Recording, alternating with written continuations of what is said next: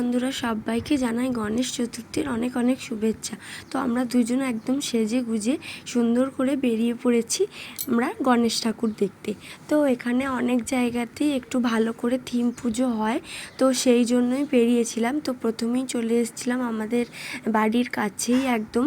তো সেখানের প্যান্ডেলটা দেখে, ঠাকুর দেখে ওখান থেকে বেরিয়ে গেলাম আর একটা জায়গায়। আর গোটা রাস্তা জুড়ে এতই লাইটিং করেছে, মনে হচ্ছে যেন দুর্গাপুজো চলেই এলো।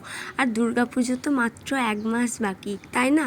তো দুর্গাপুজোয় ফিলটা আসছিল, কিন্তু এই ঠাকুরটা দেখতে গিয়ে তো এত লাইন পড়েছে, তো আমি আর যাইনি, মানে লাইন দিইনি। তো এখানে ঢোলাকপুরের থিম করেছিল, যেটা ফোনে দেখলাম বা বাইরে থেকেও যেটা দেখলাম, তো সেখান থেকে চলে এসেছিলাম চতুরঙ্গতে।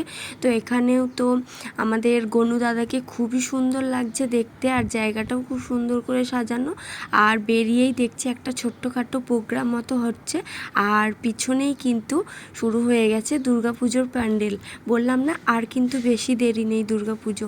তো সেখান থেকে একদম বেরিয়ে চলে গেছিলাম ফুচকা খেতে, সেই ক্লিপস আর নেওয়া হয়নি কো। তো তারপর চলে এলাম বাড়ি। তো আজকের ব্লগটা এতটুকুই, দেখা হচ্ছে নেক্সট একটা ব্লগে। তো সবাই মিলে আর একবার বলো, গণপতি বাপ্পা মৌরিয়া, মঙ্গল মূর্তি মৌরিয়া।